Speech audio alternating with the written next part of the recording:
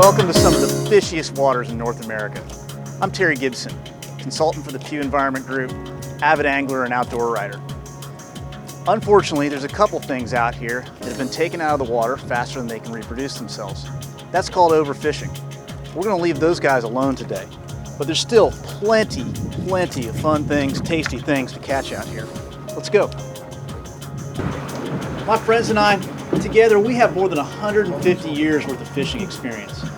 We've seen the consequences of overfishing. We're determined to rebuild the species we helped get in trouble.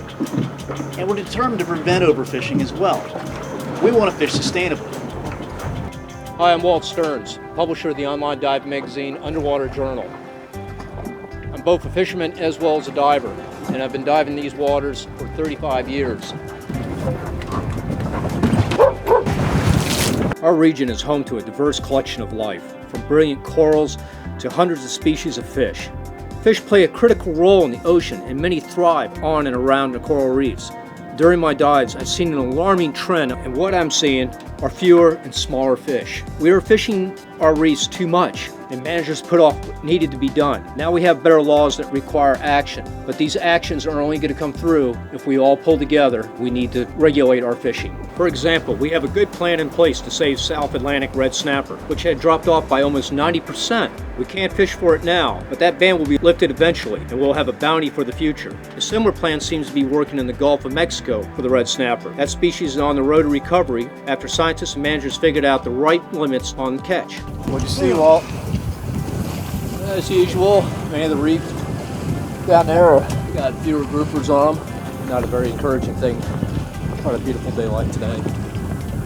Hi, I'm Mike Newman, and today we're fishing aboard my vessel, the Daikoki. Today what we're doing is we're targeting species that aren't considered overfished. What the federal and state governments have done is they've invoked a closed season when these fish are in our water spawning. What that means is it's a no-take zone for both commercial and recreational. We're seeing this a lot. We see it in the Gulf of Mexico. We're having reduced effort on fishing on gag grouper and genuine red snapper. It's something that we're going to have to get used to.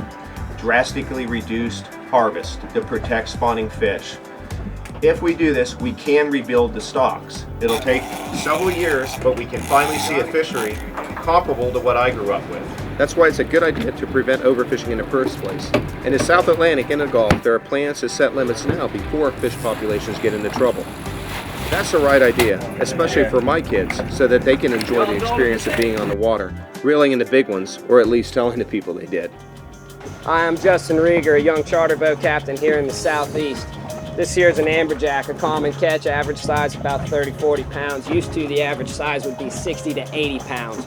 Something we don't see anymore because of overfishing. Just like with the sea bass and the red snapper. You know, red snapper world record 50 pounds. Now you have to weave through 20, 25 to throwbacks just to keep one just over the size limit. I'm in this for the long haul, and I'm looking for this to be my lifetime career. And it's real shame to see how this overfishing has devastated some areas. One day I'd like to see these rules go into effect to where I can go out and actually put some of these fish in the box for my clients and have a steady population of fish to come back to tomorrow. Fishing is a great sport. There's absolutely nothing we'd rather do than fish.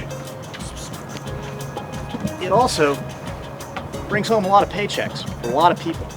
That's why we need to think long term. Unfortunately, a few short-sighted anglers and commercial fishermen want to keep fishing on species that are overfished and undergoing overfishing. And they don't want to prevent overfishing. They're a minority. Most of us see the wisdom in long-term sustainable fisheries management. We want to keep big smiles on our faces, and especially big smiles on our kids' faces. Please help us end overfishing and prevent it. For the Pew Environment Group, I'm Terry Gibson.